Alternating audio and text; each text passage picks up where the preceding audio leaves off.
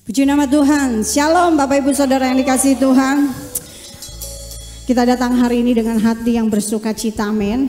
Coba tengok kiri kanannya dulu, apakah bersuka cita? Haleluya. Berapa banyak siang ini yang rindu lebih lagi memuji Tuhan? Boleh lambaikan tangannya. Haleluya. Mari beri kemuliaan yang mulia buat Tuhan kita yang dahsyat. Haleluya. Siang hari ini kami mau menyatukan hati kami ya Tuhan untuk berdoa. Mari tundukkan kepala. Bapa kami yang baik, sungguh hati kami melimpah dengan syukur ya Bapa. Mengucap syukur untuk kasih dan kebaikan Tuhan yang senantiasa ada dalam hidup kami dan selalu kami nikmati. Siang ini kami datang Tuhan dengan hati yang rindu untuk memuji dan menyembah Tuhan. Menaikkan syukur kami, menaikkan sembah kami di hadapan Engkau. Kami percaya dalam hadirat-Mu Tuhan ada kekuatan baru, ada perlindungan yang baru, ada hikmat yang baru untuk setiap kami. Kami percaya waktu kami datang ke tempat ini dan waktu kami pulang ada perubahan karena Tuhan menyertai kami dengan sempurna ya Bapa. Dan ibadah ini kami diubahkan, kami disempurnakan, kami dipulihkan oleh Engkau. Datanglah kerajaan-Mu dan jadilah kehendak-Mu di tengah-tengah kami ya Bapa. Terpujilah nama-Mu kekal selama-lamanya. Hanya di dalam nama Tuhan Yesus kami berdoa mengucap syukur. Haleluya. Amin. Saatnya kita akan mendengarkan pesan VOP. Shalom everyone. Salah satu ajaran Hyper Grace adalah bahwa Tuhan Yesus telah mengampuni dosa yang kita lakukan di masa lalu, masa kini, bahkan di masa depan. Bahkan dikatakan bahwa pengampunan Tuhan adalah sebuah jaminan yang kita dapat saat kita mengakui seluruh dosa-dosa sekali untuk selamanya. Menurut ajaran Hyper Grace, pengakuan dosa tidak lagi diperlukan. Apa yang sebenarnya firman Tuhan katakan tentang pengampunan dosa masa depan? Pada edisi Voice of Pentecost kali ini, kita akan menjawab pertanyaan tersebut. Saat kita menerima Tuhan Yesus sebagai Tuhan dan Juru Selamat, maka kita mengalami kelahiran baru dan pembenaran di dalam Kristus. Kelahiran baru menjadikan orang percaya anak Allah dan ciptaan yang baru. Keselamatan yang diperoleh pada tahap ini adalah anugerah Allah. Bukan karena usaha manusia, tapi semata hanya karena iman kita kepada Kristus. Peristiwa ini adalah suatu peristiwa yang terjadi sekali seumur hidup. Dan seketika itu juga menghasilkan pendamaian. Sehingga Allah tidak lagi memperhitungkan dosa-dosa kita sejak kita lahir hingga saat kita mengalami pembenaran. Dan kita memasuki babak baru dalam perjalanan rohani kita sebagai orang percaya yang kita kenal dengan istilah pengudusan atau sanctification. Pengudusan adalah suatu proses bagi orang percaya untuk menjadi serupa dengan Kristus, yaitu dengan menghasilkan buah roh. Dan seluruhnya adalah bagian keselamatan. Jadi, keselamatan adalah proses yang terjadi terus-menerus sejak kita mengenal Yesus, menerima Yesus, dan melekat kepadanya dengan menjadi murid yang setia sampai kita menjadi sama seperti Yesus. Puncak dari proses pengudusan adalah pemuliaan atau glorification, di mana ini adalah akhir dari perjalanan hidup orang percaya di dunia. Dan Tuhan akan memberikan tubuh yang baru, yang dibebaskan dari kehadiran dosa dan kepada setiap orang percaya yang setia sampai garis akhir. Mungkin sebagian dari kita pernah mendengar pernyataan, lahir baru itu sekali, tetapi pertobatan itu harus setiap hari. Mengapa kalau kita diselamatkan oleh kasih karunia melalui iman kepada Kristus, kita tetap harus menjadikan pertobatan sebagai gaya hidup? Tentu alasannya karena orang percaya masih dapat jatuh ke dalam dosa.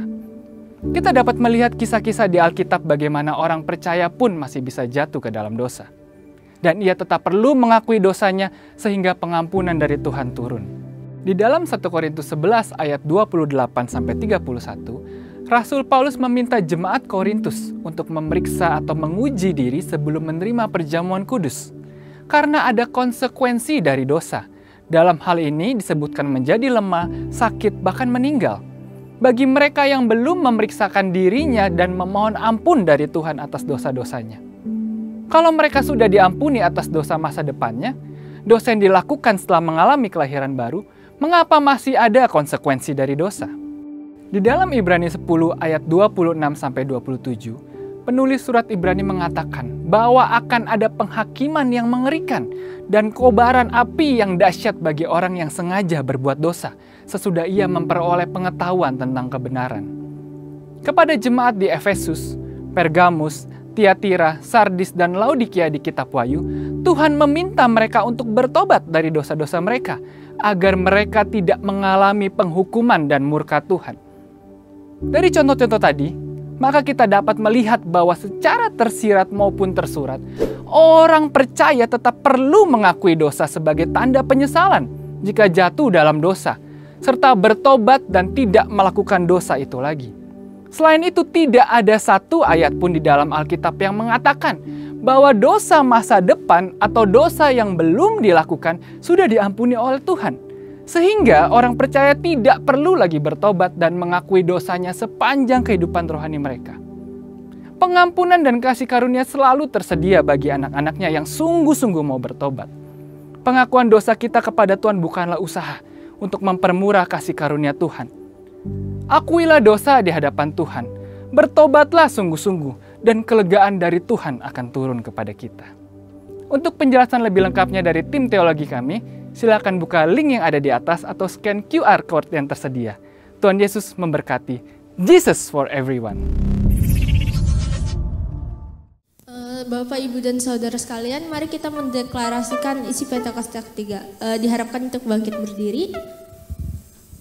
Apa yang dimaksud dengan Pentakosta ketiga? 1. Pentakosta ketiga adalah pencurahan Roh Kudus yang dahsyat di zaman ini, melebihi yang terjadi di Azusa Street. 2. Pentakosta ketiga akan mengakibatkan penuaian jiwa yang terbesar dan yang terakhir sebelum Tuhan Yesus datang kembali.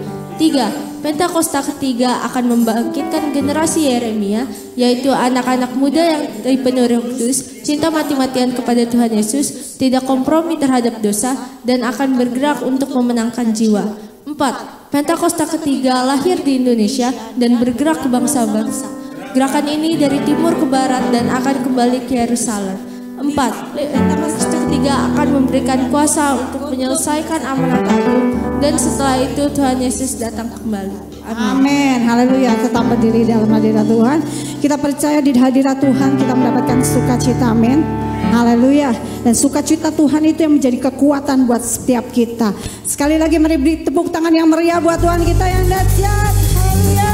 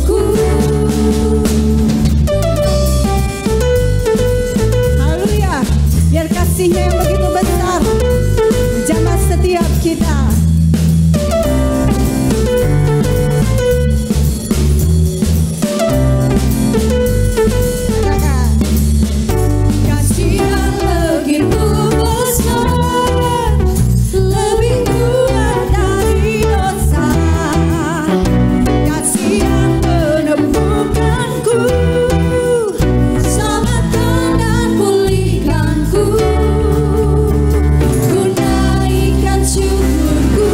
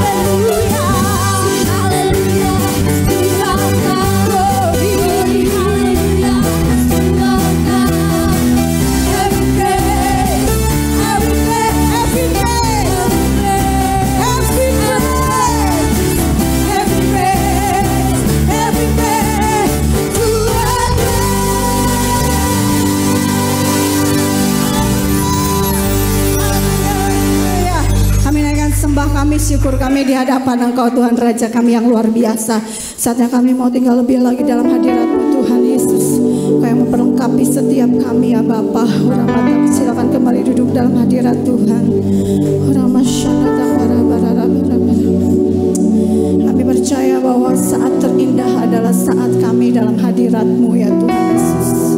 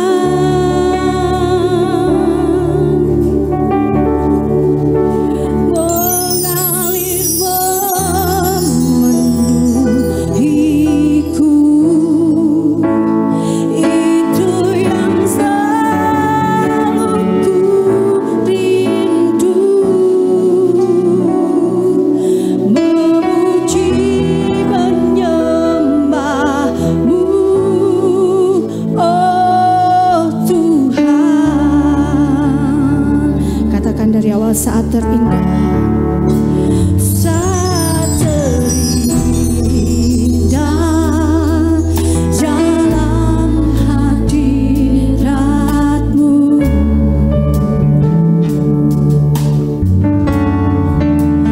Rasakan kasih dan anugerah-Mu Tuhan.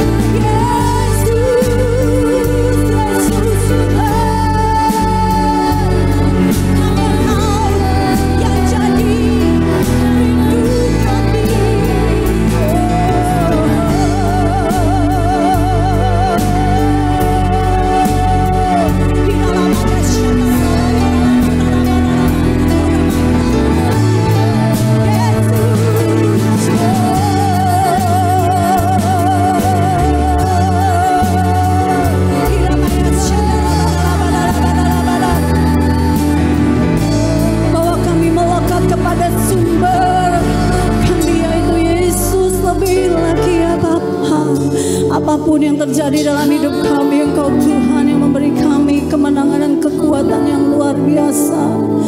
Firman-Mu yang menjadi kekuatan kami menghadapi segala perkara. Yesus Tuhan, bawa kami lebih lagi ya Bapa.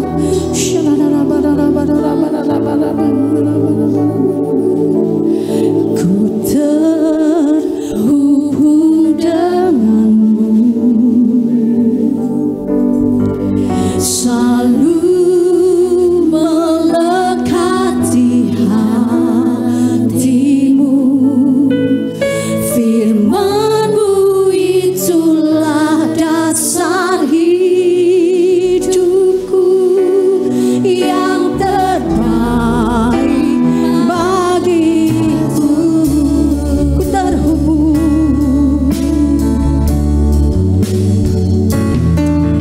ku terhubung denganmu,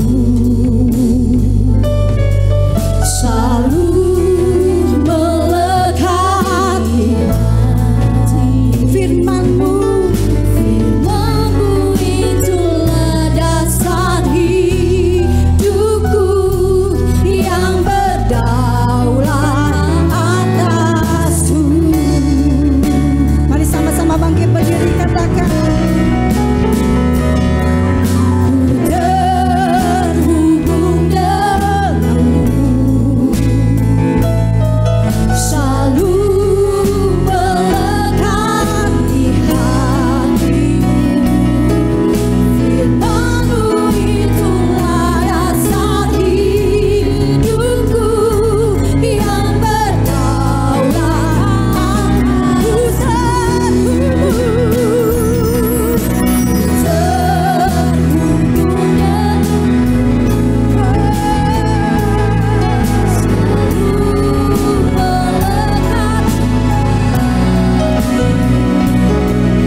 Firman-Mu itulah dasar hidupku, yang berdaulat atasku. Katakan kasih-Mu, kasih-Mu layakkan seluruh hidupku,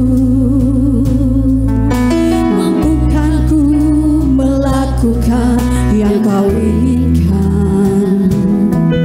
Tak bisa ku terlepas, Kau menggenggam hidupku, ingin lebih mengenal pribadi-Mu.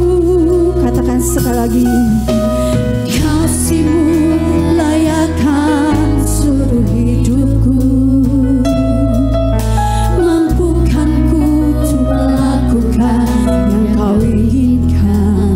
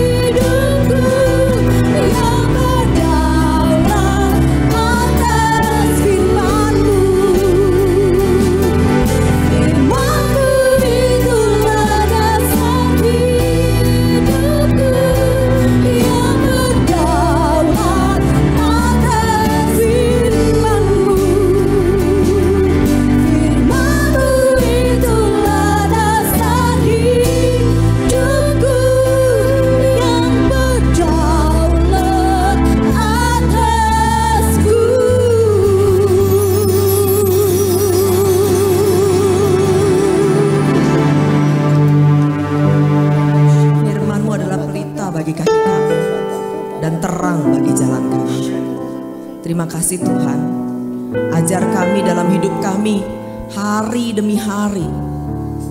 Pakai firman itu. Terus berjalan dengan firman-Mu yang berdaulat sempurna dalam kehidupan kami. Di dalam nama Tuhan Yesus. Terima kasih Bapak, terima kasih. Terima kasih Yesus. Terima kasih Roh Kudus. Kami mendengar firman-Mu Tuhan pada pagi hari ini. Berbicaralah Tuhan. Sebab kami mendengar. Kami buka telinga kami, bahkan kami buka hati kami. Terima kasih Bapak. Di dalam nama Tuhan Yesus kami ucap syukur dan berdoa. Haleluya. Amin. Silakan duduk Bapak Ibu Saudara.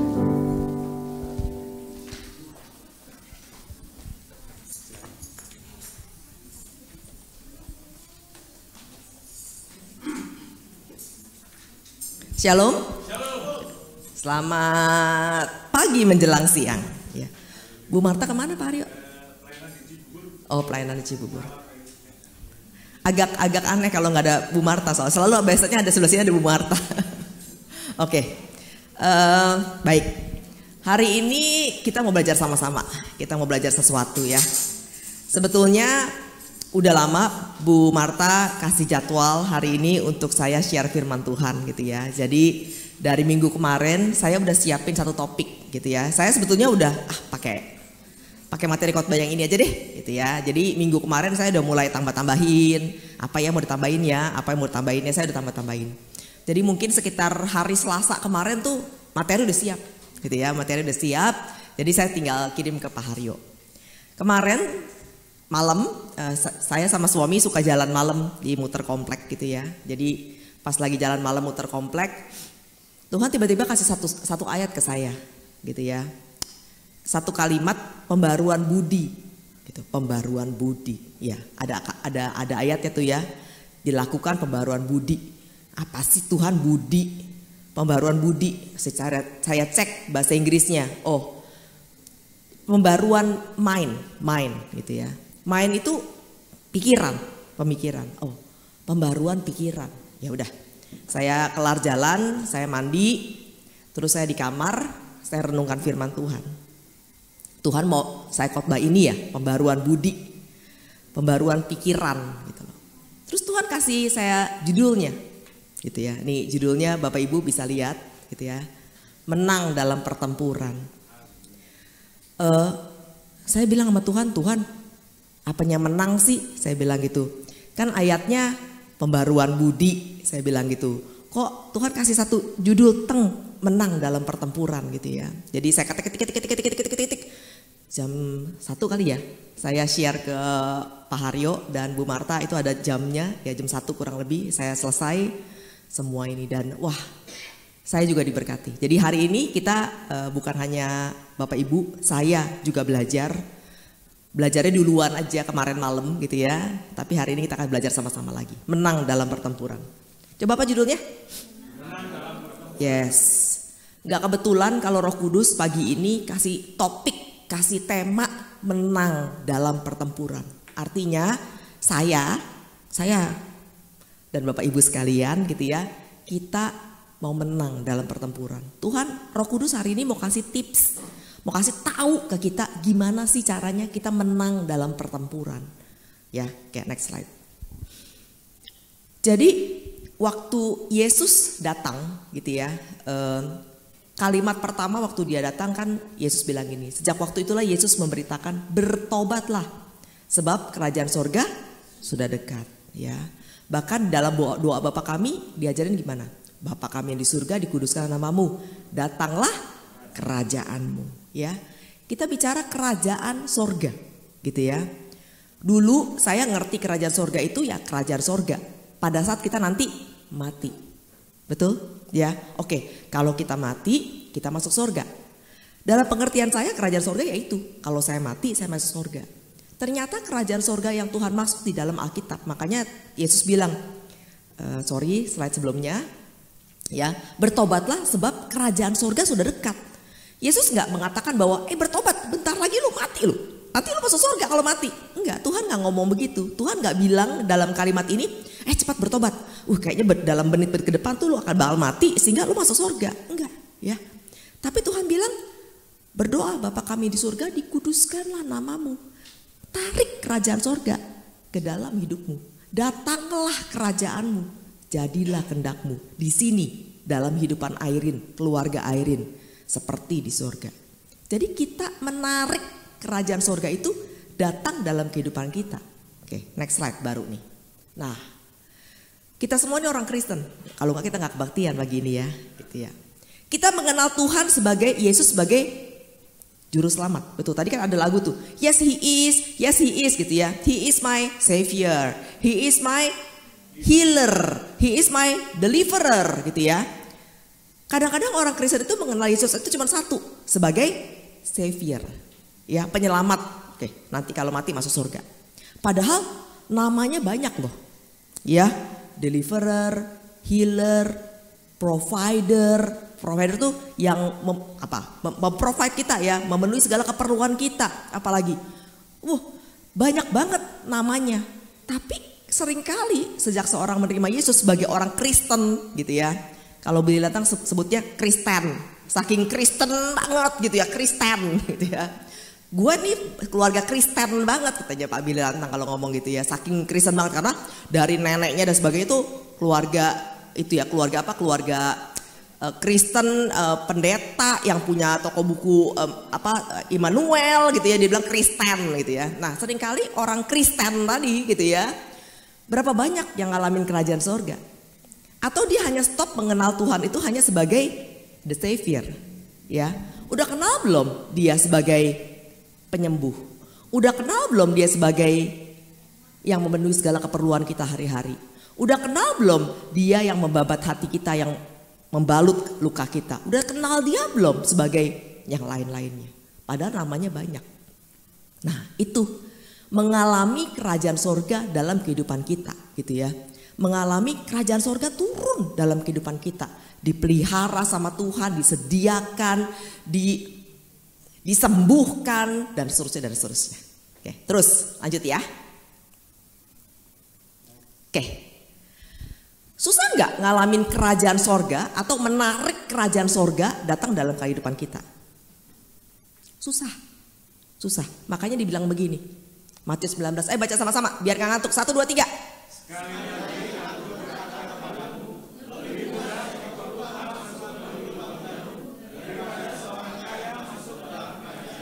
Wah, susah banget loh. Kita nggak bicara, sekali lagi aku berkata kepadamu lebih mudah seekor unta masuk ke dalam lubang jarum. Unta segede itu masuk lubang jarum. Ya ampun, nggak mungkin ya. Nah, itu bahkan lebih gampang dibandingkan seorang yang kaya masuk ke dalam kerajaan Allah. Artinya kita nggak boleh kaya ya. Hah? Kaya di sini artinya apa? Kaya di sini artinya apa coba? Kaya tuh artinya kaya dalam pemikiran. Jadi kita tuh kayak udah punya, otak itu udah punya pemikiran banyak. Oke, gue akan begini, pokoknya punya pemikiran banyak gitu. Pokoknya, kalau begini artinya begini. Kalau misalnya gini, oke, nanti umur sekian gue akan begini, umur sekian aku akan begini. Lalu Tuhan akan tolong gue di sini. Sehingga kita punya planning sendiri. Oke, umur sekian begini, akan begini. Gue akan buka toko gue akan begini. Tuhan, nah kayak kita tuh kita udah punya pikiran kita sendiri gitu. Kita udah punya pemikiran kita sendiri. Nah, itu disebut kaya. Ya, sehingga kita ngerasa kita nggak butuh Tuhan. Kita udah kaya kok. Orang kaya nggak butuh apa-apa. Gue udah tersedia semuanya. Nah, Tuhan bilang susah loh untuk menarik kerajaan sorga kalau kita udah punya pikiran kita sendiri.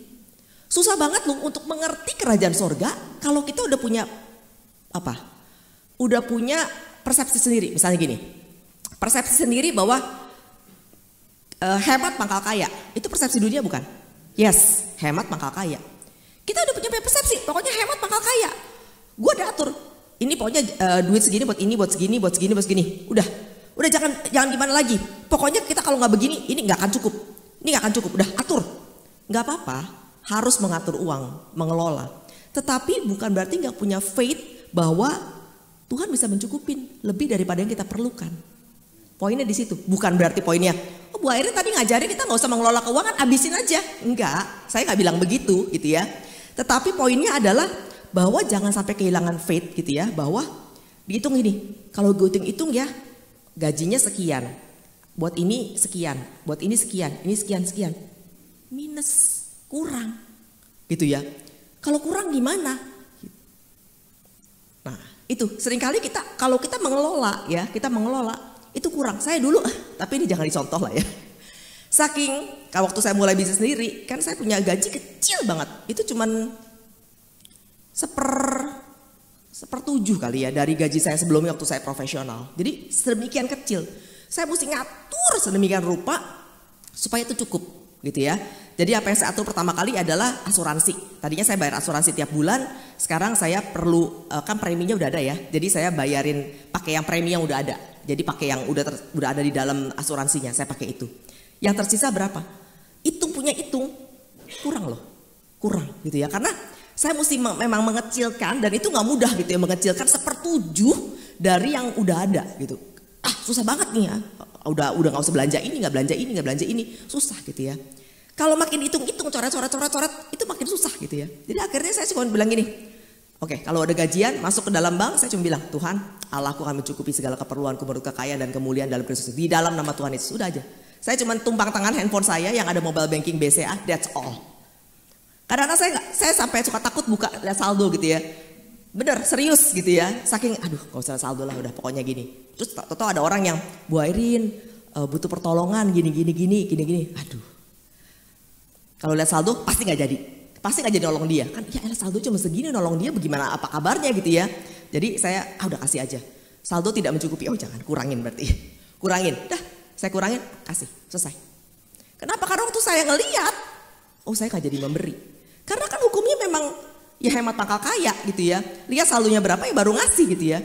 Tapi saya mau ngosongin pikiran saya. Saya gak mau kaya nih pikiran saya bahwa dunia bilang begitu. Tapi firman Tuhan bilang, pokoknya Allahku akan memenuhi segala keperluanku. Lalu berilah maka kamu akan diberi gitu ya. Ya udah, pokoknya saya bilang, Tuhan berilah maka kamu akan diberi. Saya tahu ini dari Tuhan gitu ya. Saya harus memberi dia even though, udah kasih. Kirim. Pokoknya sampai hari ini udah jalan 5 tahun gitu ya. 1 Oktober besok company saya ulang tahun ke-5 dan 5 tahun gitu ya.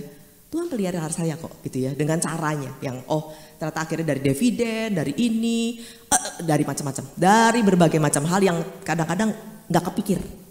Nah, kalau kita mematokin semua dengan pikiran kita, kayak udah bikin Excel tuh ya, di Excel gitu ya, pikirannya udah penuh gitu loh.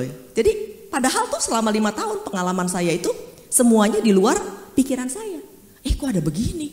Tiba-tiba ada yang saya udah pernah ceritakan, tiba-tiba ada satu company di Singapura yang membayar saya 6 bulan di muka gitu, gaji 6 bulan di muka. Aneh banget, masa bayar gaji 6 bulan di muka? Tapi that's happen, aneh, tapi ya sudah. Karena apa? Saya tidak mengisi pikiran saya dengan otak saya yang cuma segini. Tapi saya membiarkan itu. Saya gak mau jadi orang kaya yang punya pikiran banyak, tapi saya membiarkan, pokoknya saya jalan, firman-Mu adalah pelita bagi kaki saya dan terang bagi jalan saya. Firman Tuhan bilang dia akan Allah yang memenuhi segala keperluan saya. That's all. Itu yang saya pegang. Susah gak Bapak Ibu? Susah. Makanya dibilang apa? Susah, lebih mudah seekor unta masuk dalam lubang jarum daripada seorang kaya yang banyak pikirannya masuk ke dalam kerajaan surga. Susah. Gitu. Firman Tuhan ini gak salah. Gitu. Ya, next.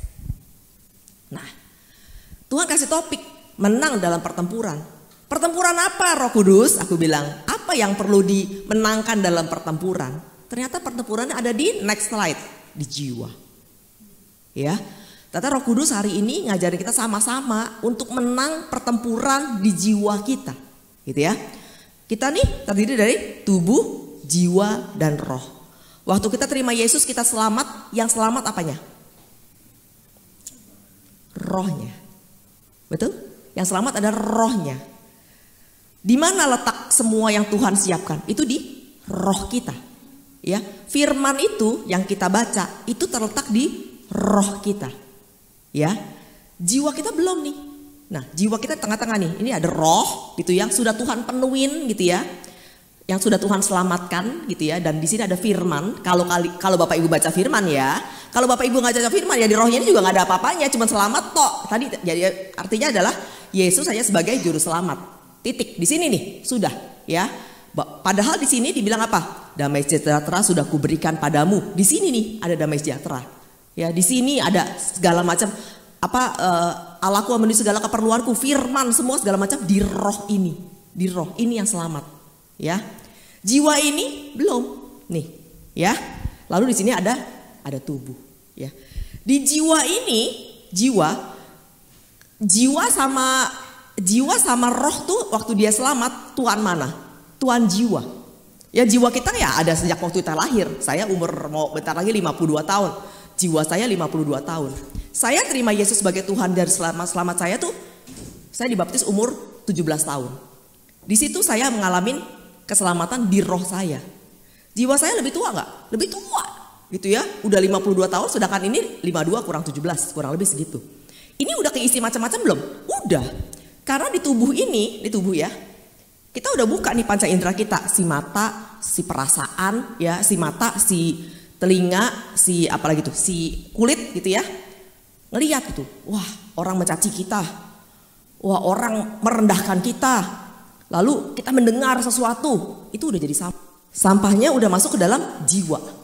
Jadi waktu roh kita selamat gitu ya, jiwa kita ini sebetulnya udah penuh sampah. Karena kita membuka keran seluas-luasnya segala macam, apa yang kita lihat, apa yang kita dengar, apa yang kita rasa di kulit kita, semuanya masuk ke dalam jiwa kita. Paham ya Bapak Ibu ya? Nah ini, makanya saya tulis tubuh, jiwa, roh gitu ya. Yang selamat itu adalah si rohnya. Yang diisi itu si rohnya. Oke, kita terusin deh ya. Lanjut. Boleh lanjut? Sorry. Ya, oke. Di dalam jiwa itu ada apa sih? Kalau dalam tubuh udah clear ya. Ada mata, ada hidung, ada telinga, ada panca indera ya. Di dalam jiwa ada apa? Ini. Ada perasaan kita, ada emosi kita, ada kehendak, ada keputusan, pikiran, pengertian. Itu ada di jiwa. Makanya kalau Roh Kudus kasih judul adalah menang dalam pertempuran di jiwa, karena di jiwa ini nih yang ada apa? Kehendak kita, keputusan kita, pikiran kita, pengertian kita, semua di jiwa ini nih. Semua ada di jiwa. Oke, ya lanjut.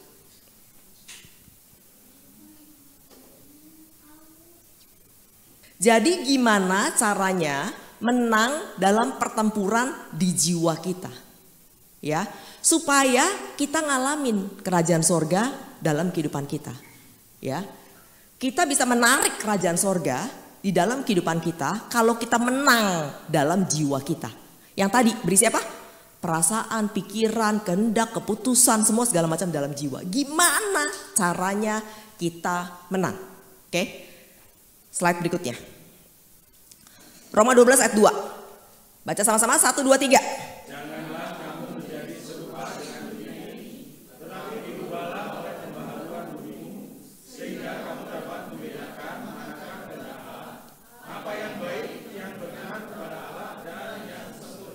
Ini, yang tadi malam waktu saya jalan malam, Tuhan kasih saya ayat ini.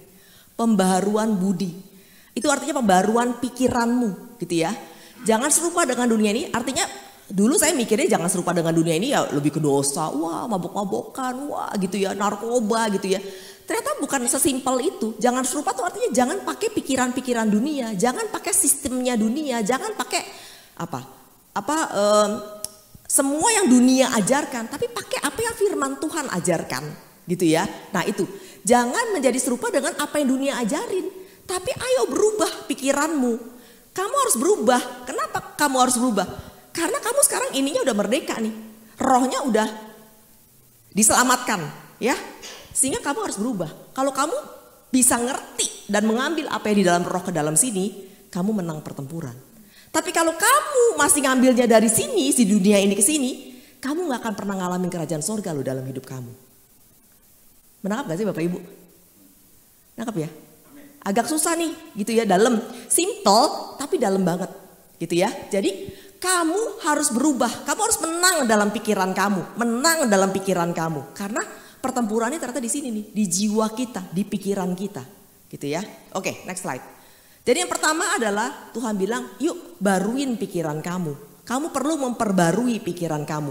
Kalau kamu tidak memperbarui pikiran kamu, kamu tidak akan pernah ngalamin kerajaan surga. Contoh, saya tuh, next dulu deh, next. Oke, diperbaruinya kapan? Apakah pembaruan pikiran itu sekali, pong, dibaruin itu. No, gitu ya.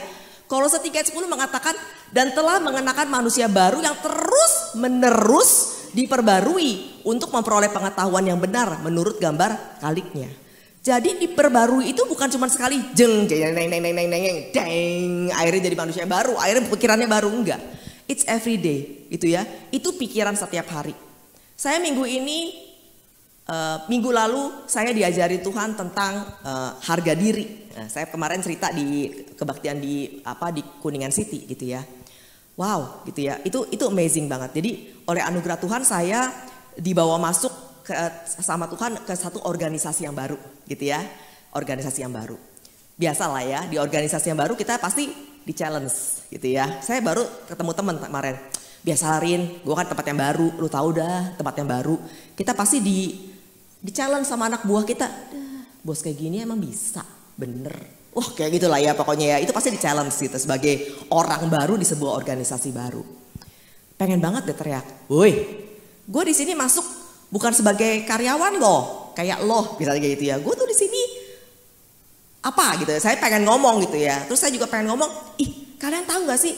Aku tuh udah punya pengalaman 30 tahun dalam bidang ini. Aduh, come on, kalau lu gak dengerin kata gue, mau denger kata siapa lagi? Istilahnya saya pengen ngomong gitu, tapi saya cuma simpen dalam hati gitu ya. Lalu sebulan, jalan 2 bulan gitu, masih aja kayak gitu. Lalu saya mulai terluka gitu ya, mulai terluka.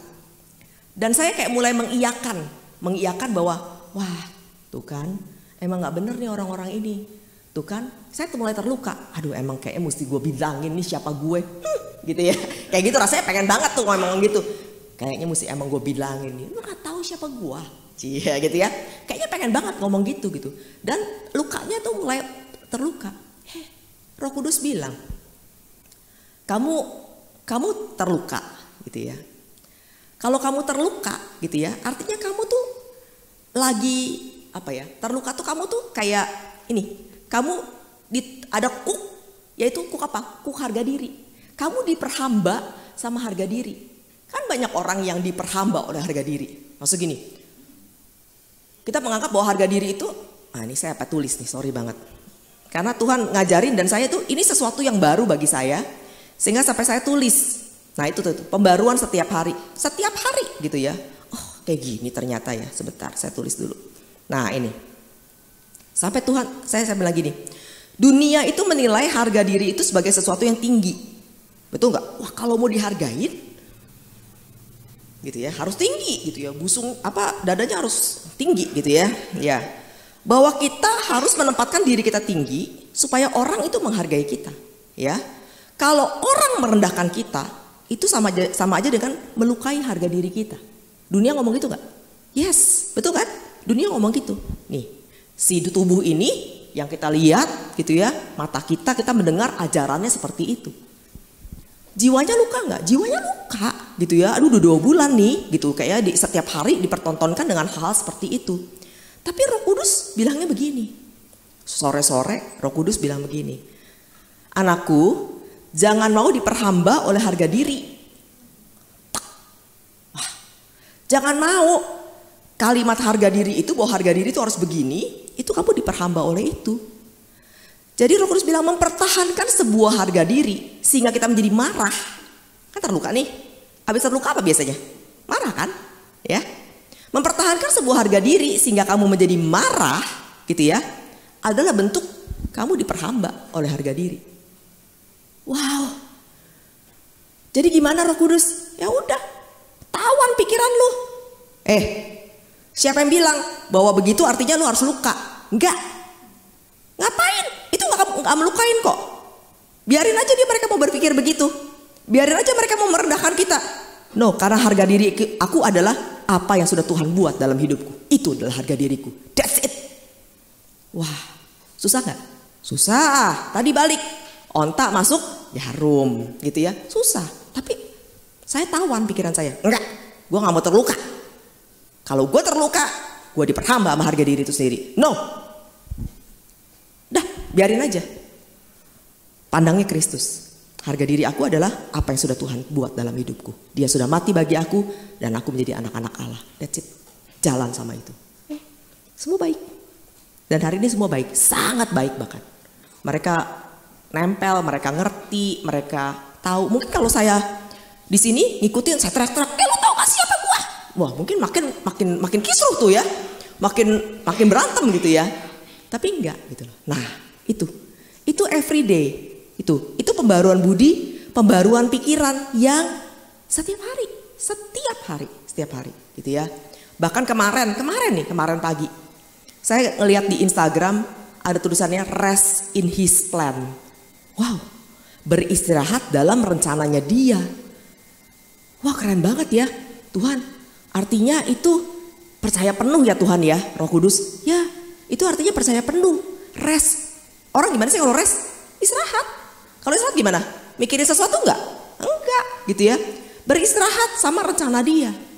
Oke Tuhan.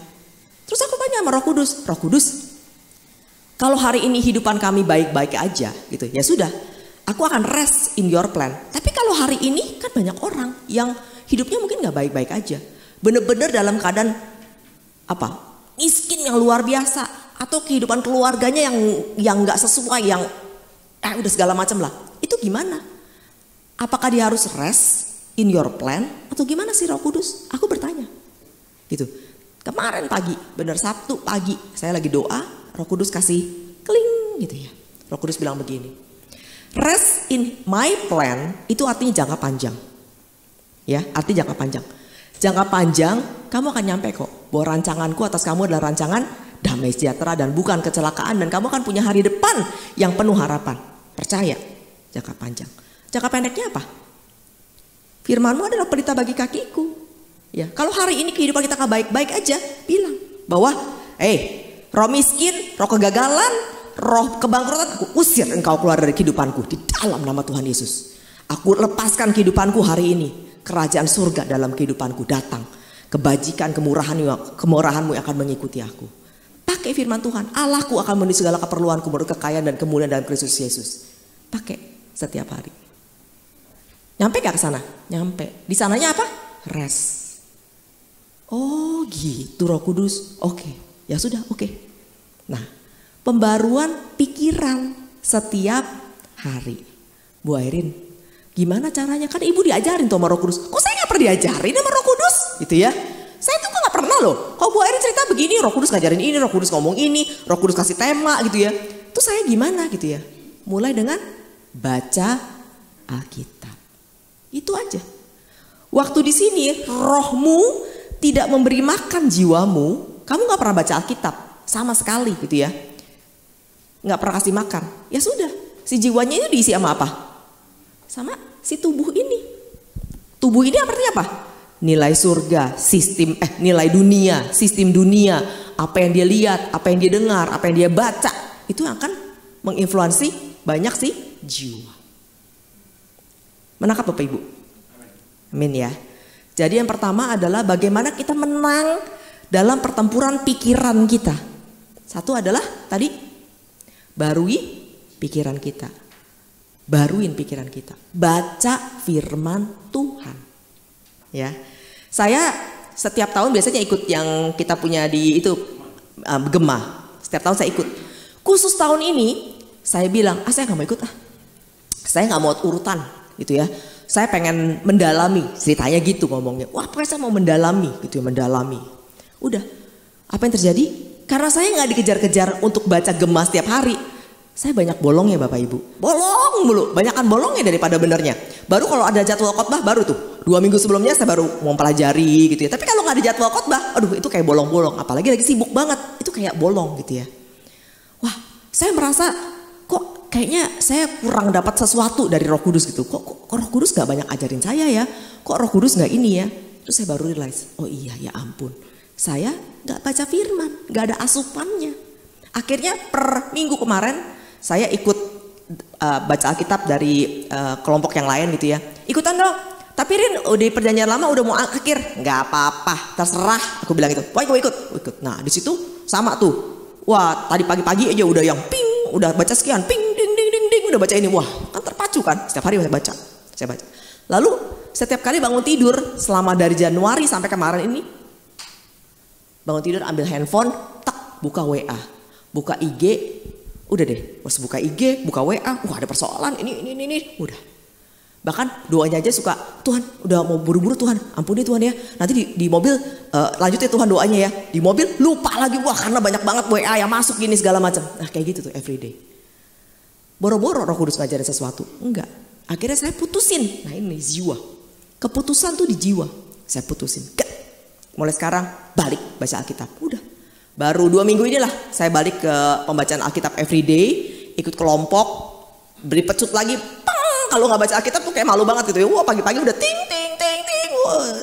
gitu ya. Baca lagi dan mulai nih Roh Kudus ngajarin lagi, ngajarin harga diri, ngajarin rest in my plan. Itu kayak terus gitu keluar. Nah itu. Ini si roh ini harus diisi. Gitu ya. Itu bisa menangin pertempuran pikiran kita. Kenapa kita harus menang pertempuran di pikiran kita? Supaya kita bisa menarik kerajaan sorga itu datang dalam kehidupan kita. Oke Bapak Ibu, lanjut nomor 2. Ini cepat aja. Jadi sama nih, memenangkan pikiran itu sama dengan di Efesus bilangnya kita harus menjadi manusia yang baru ya. Ayat 17, sebab itu kukatakan dan kutegaskan ini kepadamu di dalam Tuhan. Jangan hidup lagi sama seperti orang-orang yang tidak mengenal Allah dengan pikirannya yang sia-sia. Ini bukan bicara orang-orang yang berdosa ya. Ini kita bicara kita yang hidupnya masih penuh dengan tubuh. Ya, apa yang kita dengar, apa yang kita lihat. Itu yang menginfluensi si jiwa ini. Siapa yang menginfluensi jiwa kita? Tubuh atau roh kita yang menginvasi jiwa kita? Pertanyaannya di situ. Ya, next. Lalu 18. Dengan pengertiannya yang gelap, jauh dari hidup persekutuan dengan Allah karena kebodohan yang ada dalam mereka dan karena kedigilan hati mereka. Perasaan mereka menjadi tumpul sehingga mereka menyerahkan diri kepada hawa nafsu dan mengerjakan dengan serakah segala macam kecemaran. Next slide. Nah, sama jadi pembaruan pikiran, menjadi manusia yang baru kalau di Efesus 4 bilangnya. Pikirannya, pengertiannya dan perasaannya baru. Pengertian, pikiran, perasaan yang diinvasi oleh roh, diinvasi oleh firman, ya, bukan pikiran, pengertian dan perasaan yang diinvasi oleh tubuh. Nangkap ya? Lanjut.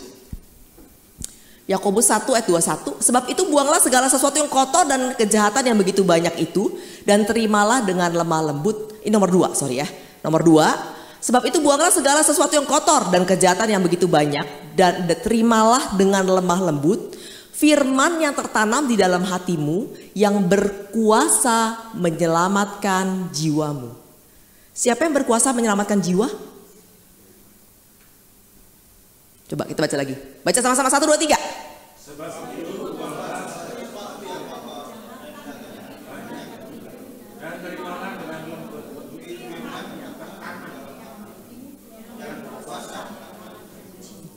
Jadi siapa yang bisa menyelamatkan jiwa? Firman. Ya. Jiwa disuruh terima firman, terimalah dengan lemah lembut firman yang tertanam di dalam hati nih. Dia firman nih. Kita udah baca Alkitab kan? Betul nggak? Kita baca. Terdownload di mana? Di roh kita. Di sini nih, ini roh kita, ya. Lalu kita mesti bawa itu ke dalam jiwa kita untuk menyelamatkan jiwa kita. Gitu. Jadi saya kalau saya belajar ini, gitu ya, saya belajar ini dan saya belajar berdoa, gitu ya. Jadi mendownload firman ke dalam jiwa saya. Saya katakan begini, hai jiwaku dengar. Kalau saya ini lagi pagi deh, hai jiwaku dengar. Firman Tuhan bilang, tak berkesudahan kasih setia, tak habis-habis rahmatnya. Selalu baru setiap pagi, besar kesetiaannya. Aku percaya hari ini aku akan melangkah dengan kasih karunia Tuhan yang baru. Dengan rahmat Tuhan yang baru. Karena kasih karunia selalu baru. Kalau kemarin Tuhan tolong aku, yes, hari ini juga Tuhan tolong aku. Dengar hai jiwaku, Tuhanlah gembalaku, takkan kekurangan aku. Dia akan baringkan aku di padang rumput yang hijau. Dia akan menyegarkan jiwaku. Dengar hai jiwaku, dengar jiwanya Airin, dengar. Tuhan akan memenuhi segala keperluanku menurut kekayaan dan kemuliaan dalam Kristus Yesus. Di dalam nama Tuhan. Dengar jiwaku, dengar. Dia akan menjawab doaku lebih daripada aku pikirkan, lebih daripada aku doakan.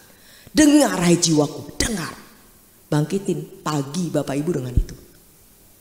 dengar jiwaku. Hari ini aku akan berjalan sama Tuhan.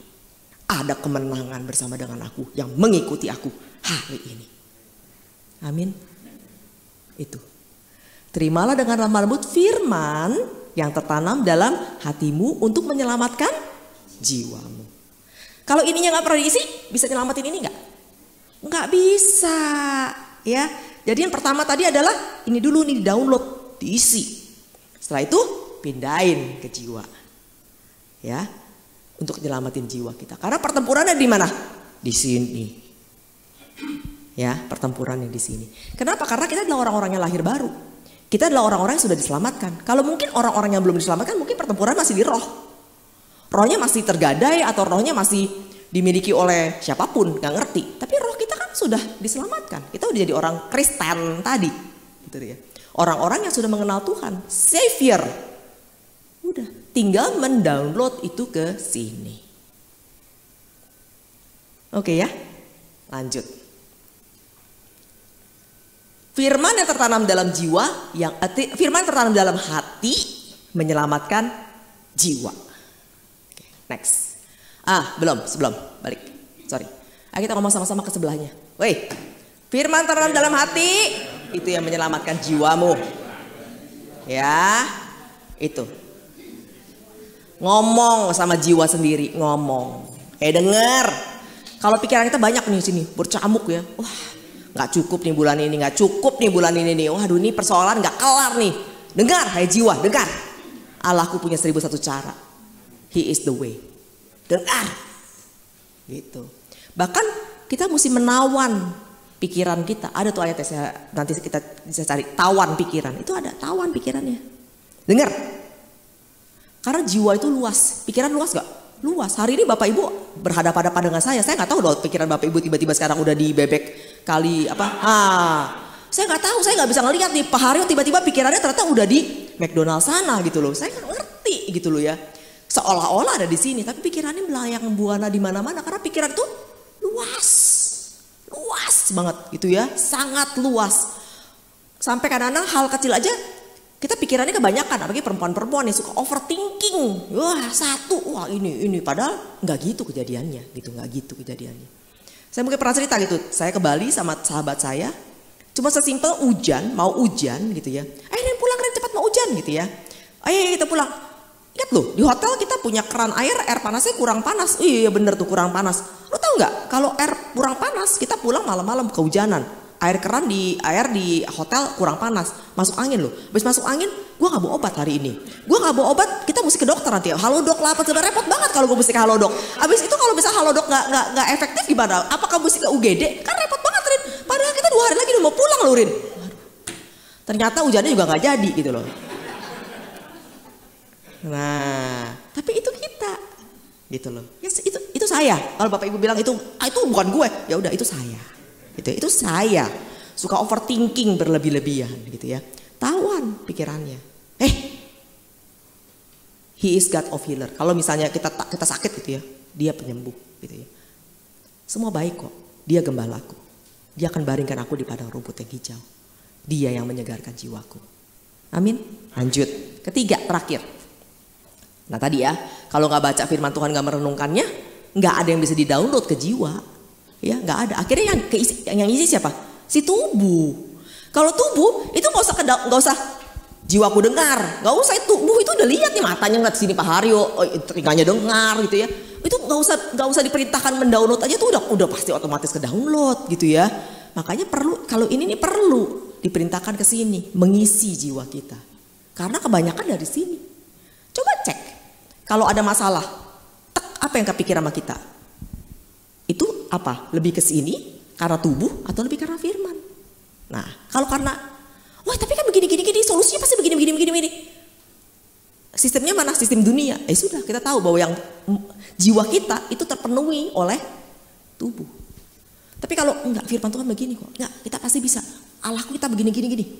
Udah tahu artinya jiwa kita itu udah mostly terpenuhi oleh firman. Oke, next. Nah ini nomor 3, Galatia 5. Judul perikopnya itu kemerdekaan Kristen. Supaya kita sungguh-sungguh merdeka, Kristus telah memerdekakan kita.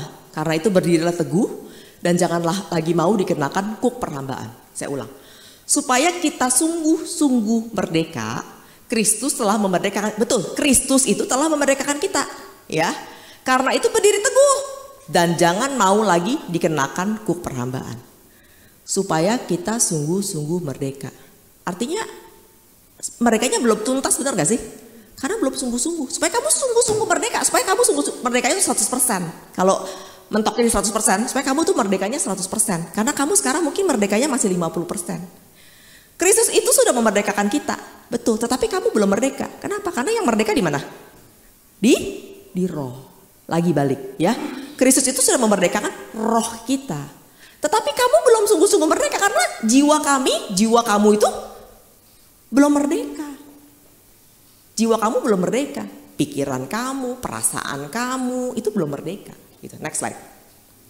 Nah, saya dapat firman ini waktu saya mau bawa firman Tuhan pas kemerdekaan. Kebetulan pas 18 Agustus. Kepengen banget bawain firman Tuhan tentang merdeka. Roh Kudus ajarin tentang merdeka gitu ya. Ajarin Roh Kudus ajarin tentang merdeka gitu ya. Wah itu udah seminggu kali. Setiap hari minta sama Roh Kudus. Aduh apa sih Roh Kudus tentang merdeka. Ayatnya itu. Ayatnya. Sungguh-sungguh merdeka. Aku bertanya sama Roh Kudus. Kenapa ada orang yang belum 100% merdeka? Kenapa ada kejadian tadi dibilang sebelumnya ayatnya bilangnya. Nah, kenapa dia punya kuk? Ya, kenapa ada kuk? Ada perhambaan. Kenapa ada kuk perhambaan? Kenapa? Aku tanya sama Roh Kudus. Dan Roh Kudus kasih jawabannya gini. Aku ingat banget aku lagi baktian di salah satu gereja di Kelapa Gading. Terus Roh Kudus bilang gini. Anakku, kenapa mereka belum sungguh-sungguh merdeka dan kenapa mereka punya kuk? Gitu ya, perhambaan itu karena fokus mereka salah. Roh Kudus ngomong gitu. Nah, aku simpen.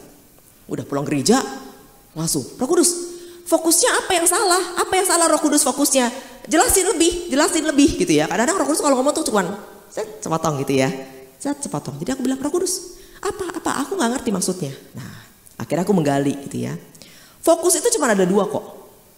Ya, fokus sama firman atau fokus sama dunia. Dan atau diri sendiri lah. Dunia dan diri sendiri di sini sebelah kiri. Fokus sama firman atau fokus sama dunia dan diri sendiri.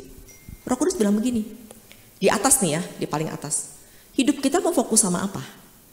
Kalau kita fokusnya sama dunia, gitu ya, sama dunia dan sama diri sendiri, misalnya gini. Misalnya contohnya tadi dapat pekerjaan gitu ya. Gini. Kebetulan saya pernah cerita gitu ya, anak saya kecil yang William gitu ya, itu kan kemarin pulang dari UK. Terus saya doain kan, yang namanya baru pulang kan, aduh Tuhan next stepnya apa? Ini kan next journey dalam seorang yang udah pulang, udah selesai sekolah gitu ya. Nextnya apa? Tuhan kasih satu ayat kepada saya. Aku sudah membukakan, Tuhan bilang begini, kekuatannya tidak seberapa. Betul, anak itu baru umur 19 tahun gitu ya, kekuatan tidak seberapa. Tapi dia tidak menyangkal namaku. Oleh karena itu aku sudah bukakan dia satu pintu dan tidak ada yang menutupnya kembali. Oke Tuhan. Aku perkatakan firman itu gitu ya.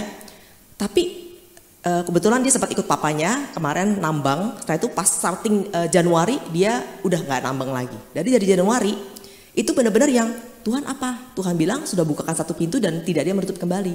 Tapi mata ini ngelihat loh, Januari dia belum ada kerjaan gitu ya. Kita udah coba ngelamar CV ke kanan kiri depan belakang. Nggak ada satupun, manggil tapi terus udah gitu ya. Manggil terus udah gitu ya. Pakai koneksi, wah kebetulan kan saya orang iklan gitu ya. Koneksi ini gitu ya. Udah pakai nih semua koneksi. Tapi manggil tapi terus udah gitu ya. Kayak nggak ada kelanjutannya. Februari ngelihat mata, denger gitu ya.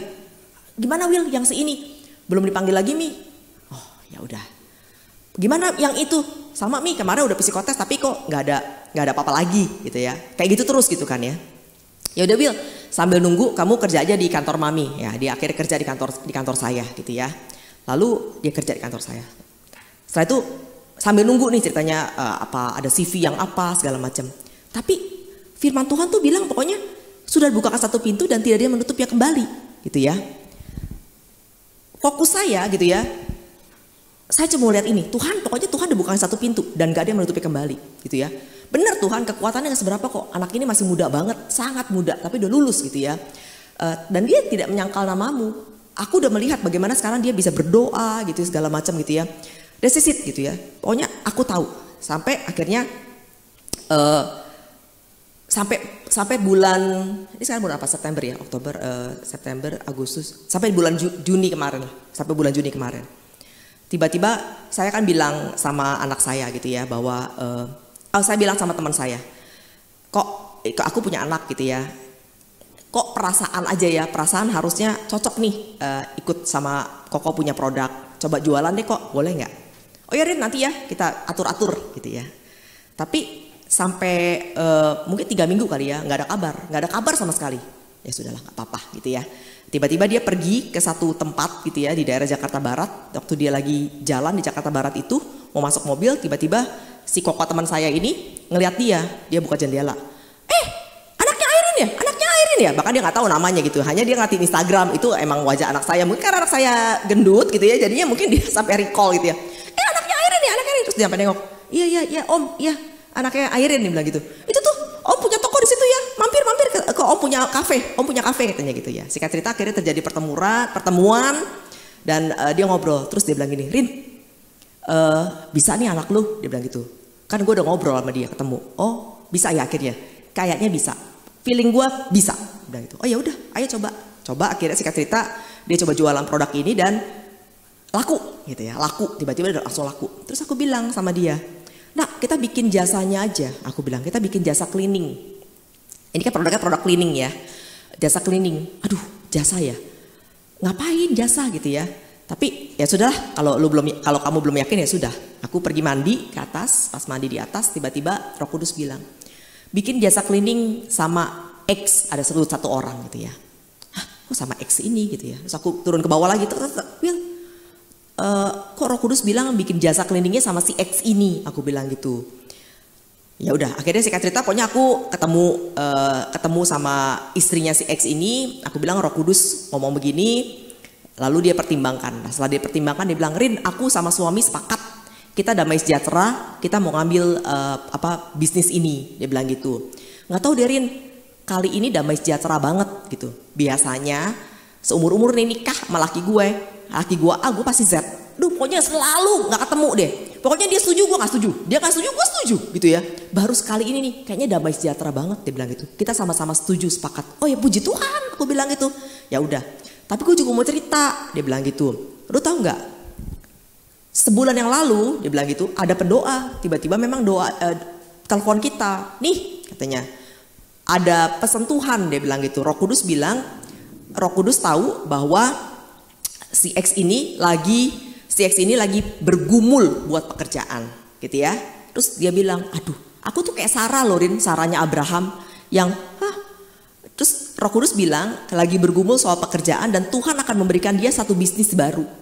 Aku seperti Sarah, bisnis baru, kerjaan aja susah gitu ya. Umur udah segini, udah 50 lebih, mau dapat dari mana pekerjaan gitu ya. Ya sudahlah, tapi gue nggak percaya sih Rin. Sejujurnya gue kayak Sarah, nggak percaya banget. Nggak mungkin lah dapat bisnis, orang duit juga dari mana? Kerjaannya susah, boro-boro bisnis gitu ya. Tiba-tiba lu nawarin bisnis ini. Dan yang lucunya lagi, pada saat teman saya bilang karena kami berdua damai sejahtera, minggu sebelumnya saya dan Andika kebaktian di MS Kuncit. Waktu itu si pendeta Benny ya khotbah, yang dari Philadelphia, pendeta Benny khotbah.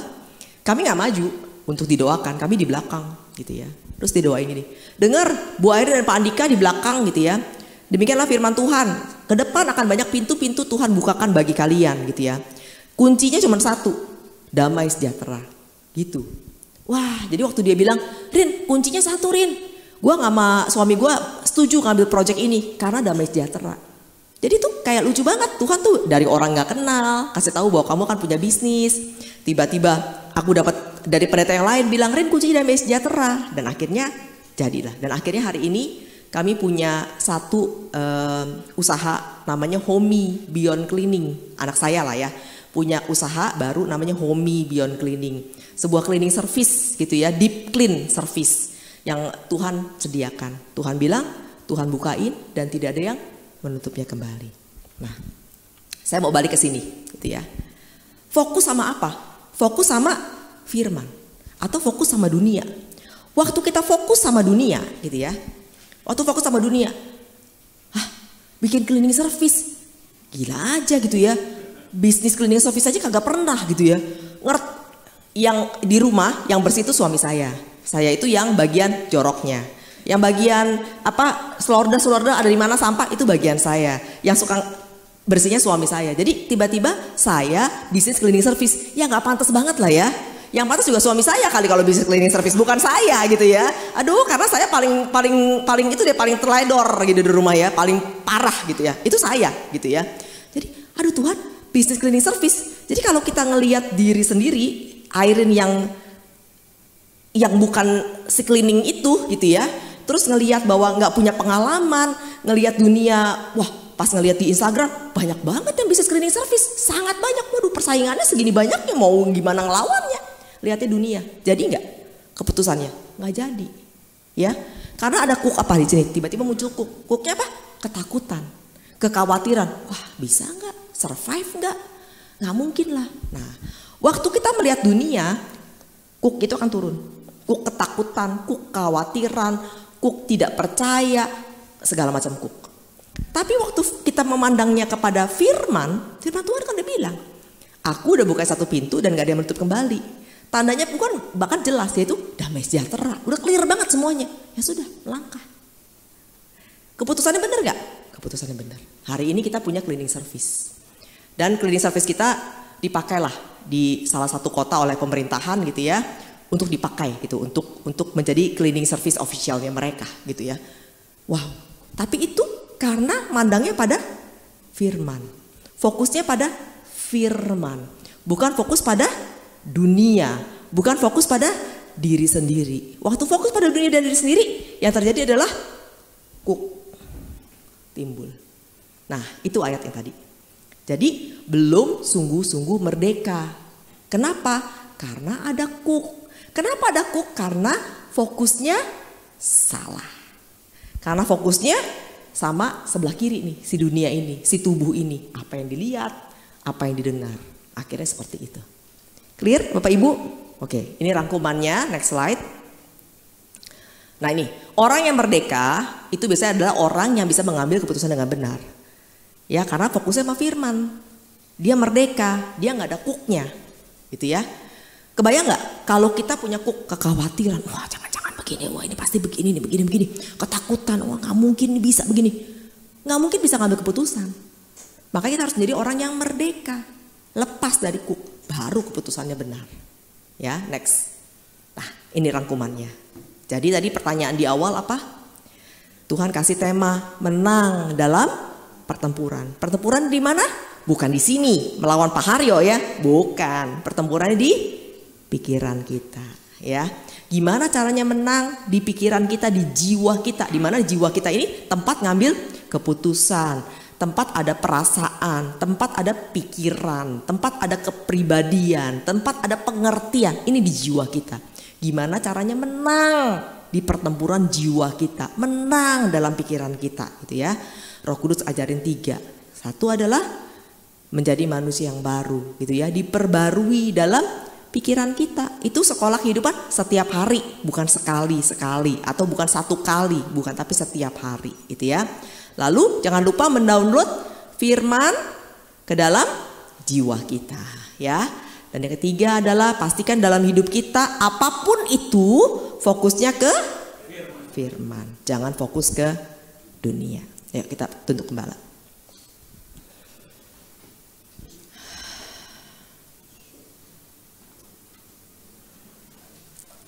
Dengar, hai jiwaku, dengar.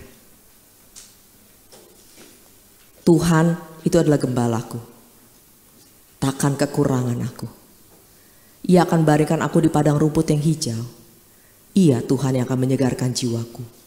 Sekalipun saat ini dalam lembah kelam, aku tidak takut bahaya. Sebab Tuhan beserta dengan aku. Dengar hai jiwaku, dengar. Apapun persoalanku hari ini, apapun persoalan hari ini, apapun kekuranganku hari ini, Dia Allah yang akan memenuhi segala keperluanku menurut kekayaan dan kemuliaan dalam Kristus Yesus. Dengar hai jiwaku, dengar. Dia sanggup melakukan lebih daripada yang kita pikirkan, bahkan lebih daripada yang kita doakan. Dengar hai jiwaku, dengar ini, dengar. Tuhan tidak pernah meninggalkan kita. Dia selalu ada bersama dengan kita. Firman-Nya itu menjadi pelita bagi kaki kita dan terang bagi jalan kita. Dengar hai jiwaku. Mengapa engkau resah jiwaku? Mengapa engkau takut jiwaku? Mengapa engkau khawatir hai jiwaku? Dengar. Allahku, ya Allahku. Dia yang membuat aku berdiri kuat seperti kaki rusa. Yang akan membantu aku bisa memanah dengan baik. Mengikat pinggangku, dialah Allahku. Dialah yang memuaskan dahagaku. Dialah yang memperbarui kekuatanku. Bahkan firman Tuhan mengatakan bahkan aku akan seperti taman yang diairi dengan baik. Dan seperti mata air yang tidak pernah mengecewakan. Dengar hai jiwaku, dengar. Makasih Bapak. Engkaulah kekuatanku. Engkaulah kekuatanku. Engkaulah fokus hidupku. Dan kepadamulah kami berharap. Makasih Tuhan. Makasih untuk firman-Mu pagi hari ini. Makasih kalau semalam Roh Kudus kasih tahu bahwa katakan kepada jemaatku menang dalam pertempuran. Hari ini kami mau melangkah dengan manusia yang baru. Yang menang dalam pertempuran pikiran kami. Karena semua itu hanya di pikiran kami. Oleh karena itu kami mau menang. Kami mau menang di dalam jiwa kami. Bukan apa yang kami lihat di dunia ini, tetapi apa yang firman Tuhan katakan dalam hidup kami. Makasih Bapak. Makasih Roh Kudus. Engkau sayang kepada jemaat-Mu di tempat ini. Engkau sayang. Engkau mau kami semua menang dalam pertempuran kehidupan kami. Dan kami menjadi manusia-manusia yang baru. Menjadi manusia-manusia yang mengerti tentang kerajaan sorga. Manusia yang menarik kerajaan sorga. Itu ada dan terjadi dalam kehidupan kami. Terima kasih Bapak. Terima kasih. Materaikan firman-Mu Tuhan. Hamba-Mu selesai sampai di sini. Tapi Engkaulah Allah. Engkaulah Tuhan yang meteraikan firman ini. Bahkan berbuah 30, 60, bahkan 100 kali ganda dalam kehidupan kami. Di dalam nama Tuhan Yesus kami mengucap syukur dan berdoa. Haleluya. Amin. Amin. Tuhan Yesus memberkati. Mari kita bangkit berdiri bersama-sama. Aku cinta padamu Tuhan.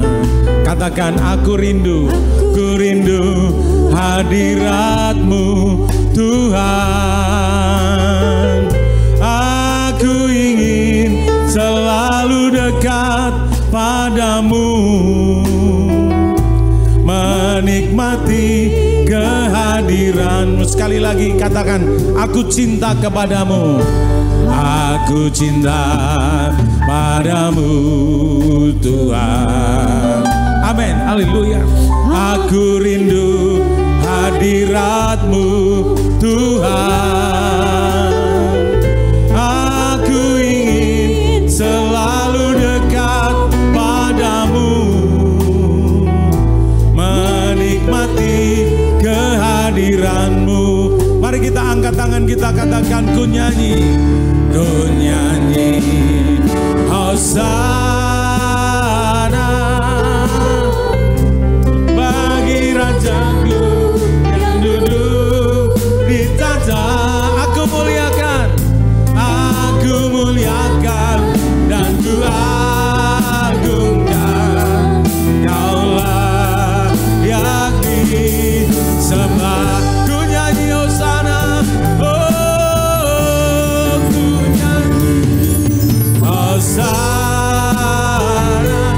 Amin, haleluya. Bagi Rajaku yang duduk di tahta, aku muliakan dan ku agungkan. Kaulah yang disembah. Sekali lagi katakan, ku nyanyi Hosana. Ku nyanyi Hosana.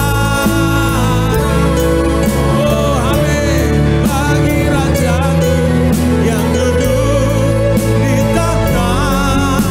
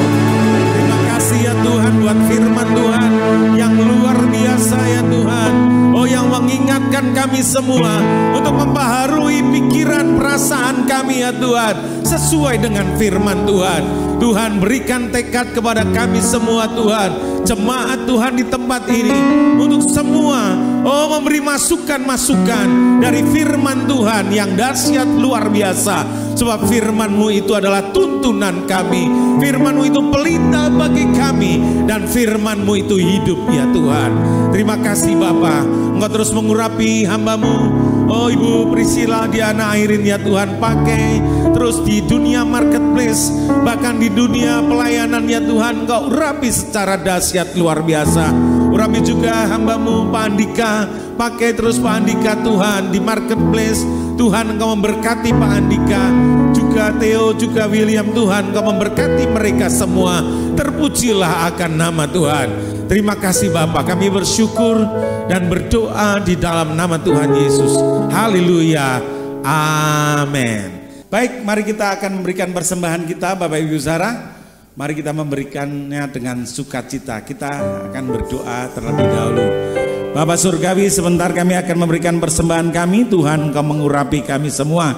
Tuhan, biarlah kemuliaan Tuhan turun atas kami. Firman-Mu berkata, saat kami memberi, kami akan menerima. Bahkan takaran yang baik yang dikuncang-kuncang, itu akan jatuh ke dalam pangkuan kami semua.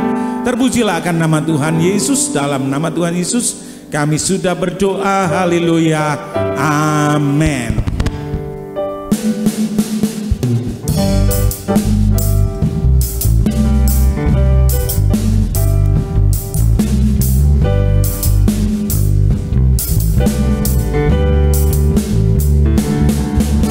Yesus ajaib, Tuhanku ajaib, kasih-Nya ajaib bagiku.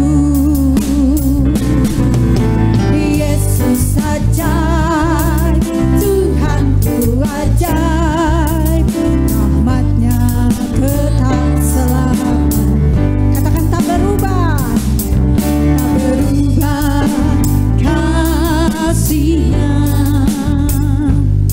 Setiap hari bertambah indahnya, sampai bumi berlalu dan habislah ragaku. Yesusku ajaib.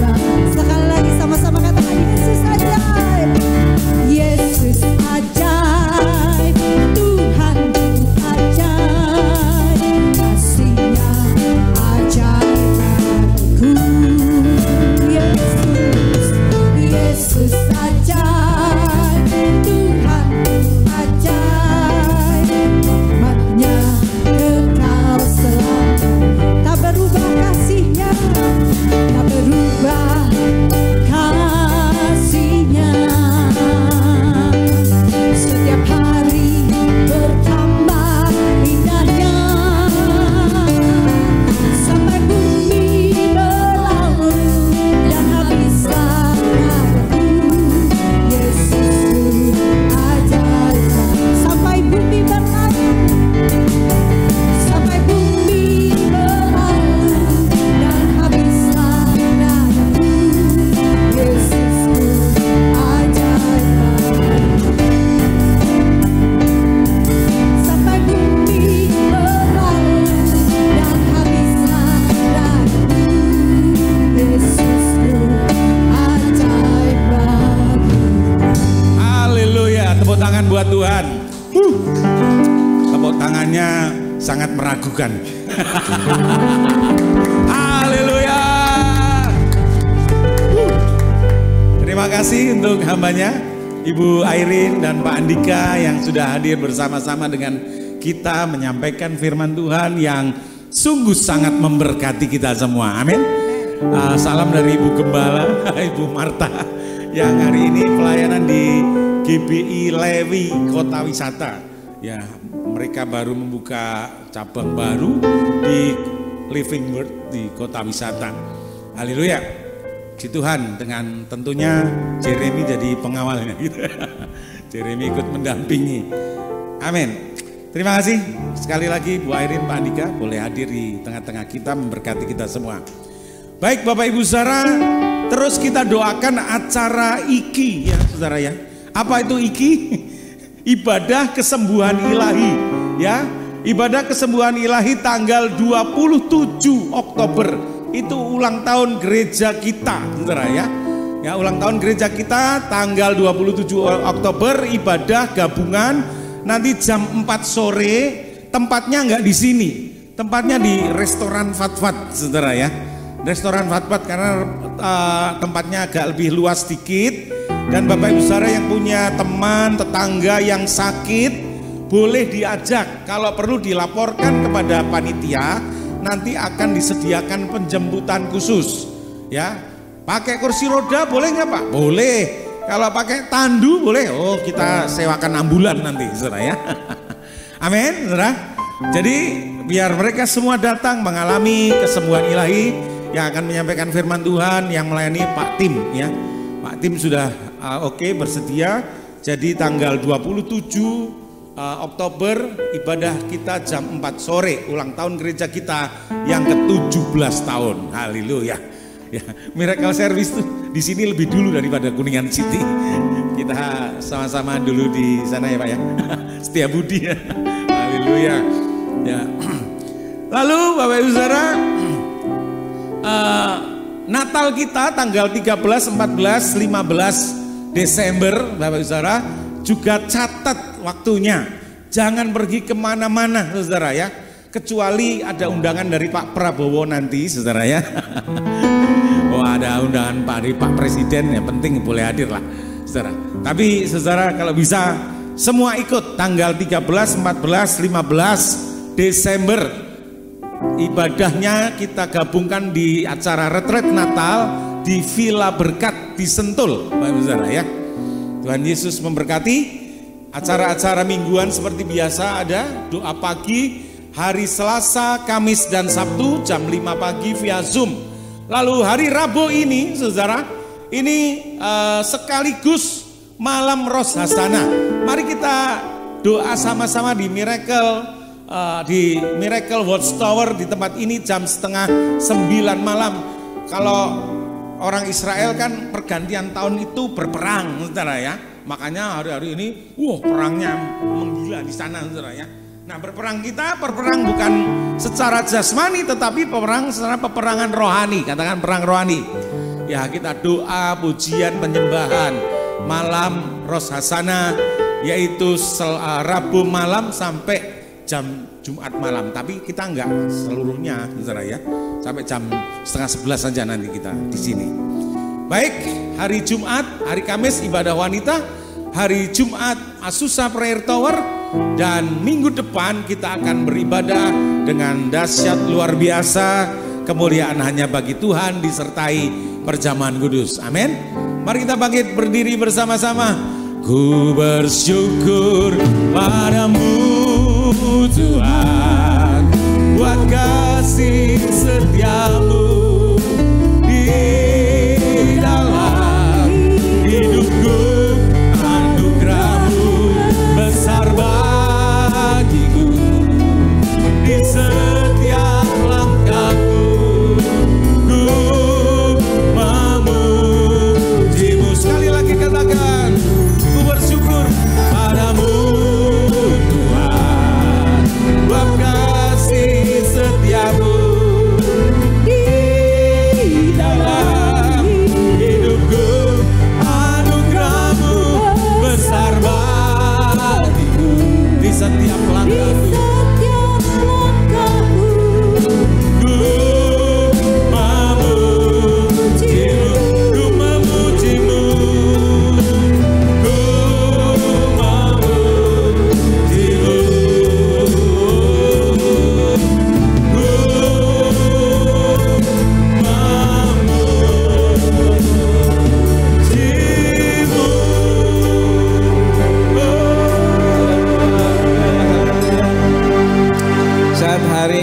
Saat ini Tuhan, kami juga berdoa membawa bangsa kami ke dalam tangan Tuhan. Amin. Kami memberkati bangsa Indonesia.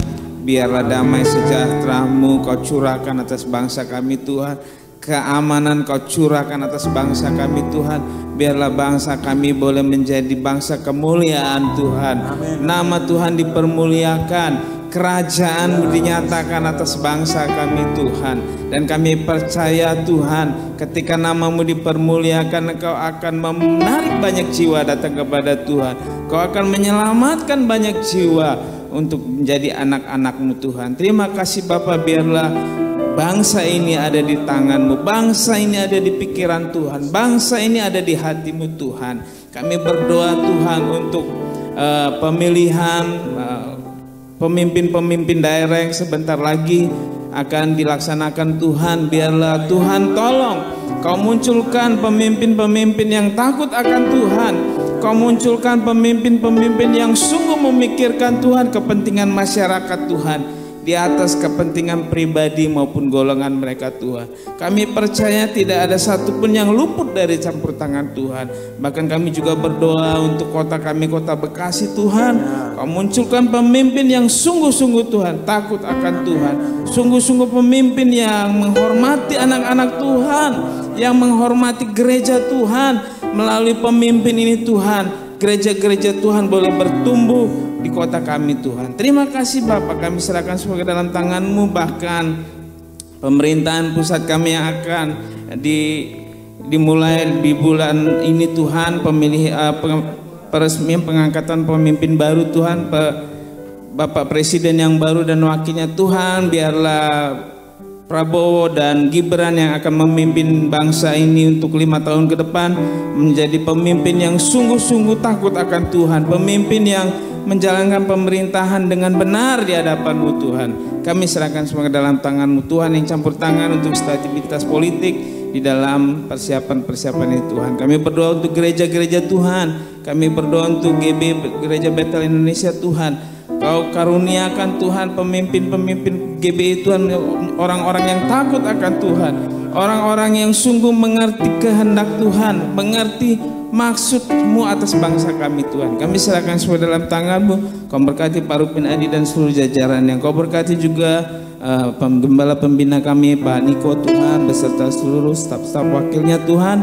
Biarlah hamba-Mu sungguh menangkap visi Tuhan, sungguh menangkap isi hati Tuhan, boleh menjalankan apa yang menjadi kehendak dan rencana Tuhan. Kami berdoa untuk GB Miracle Service Tuhan. Kau berkati hamba-Mu Pak Timotius Hardono Tuhan.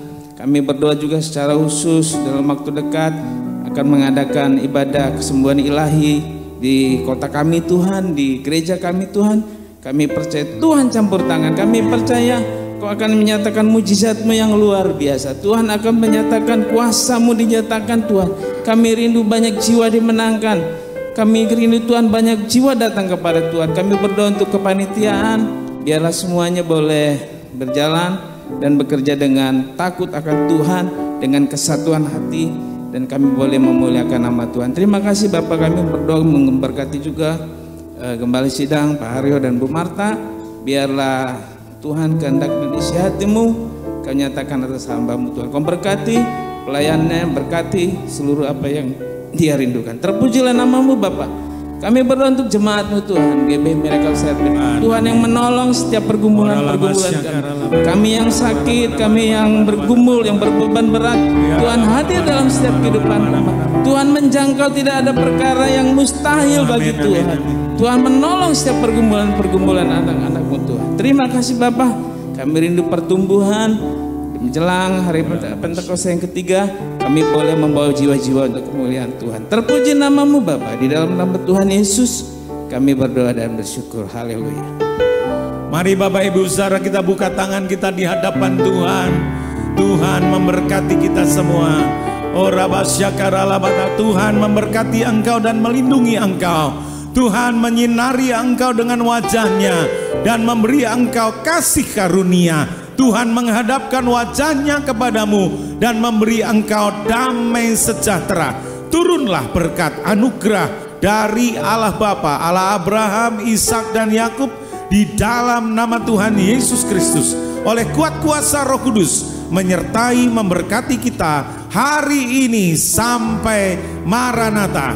Yang percaya diberkati berkata amin. Amin. Selamat hari Minggu. Selamat siang, Tuhan Yesus memberkati kita semua.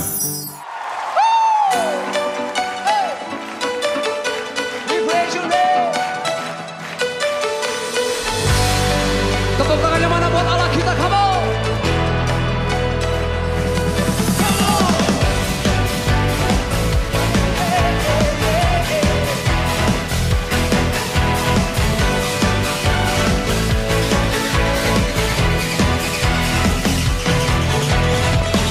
Pelukis cakrawala